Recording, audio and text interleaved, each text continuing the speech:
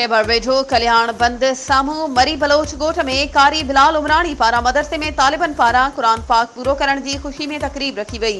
जंहिंमें मरी खोसा सैयद शहू खैबर चौहान सोलंकी वसाण ख़ासखेली ऐं ॿियनि बिरादरियुनि जे मोज़िज़ीन माण्हुनि सैयद बशीर शाह मोहम्मद अयूब भट्टू सहाफ़ी फिदा हुसैन सोलंकी मोहम्मद खान भट्टू मुफ्ती मोहम्मद हासिल चौहान हाफ़िज़ रोशन चौहान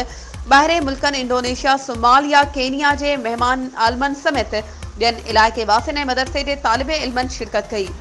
नात ख़्वान अल्लाह नवाज़ वसाण नात मक़बूल सल्लल्लाहु अलैहि वसल्लम पेश कई, जॾहिं त मुफ्ती अल्लामा मौलाना मीर मोहम्मद मक्सी क़ुरान ऐं हदीस जी रोशनी में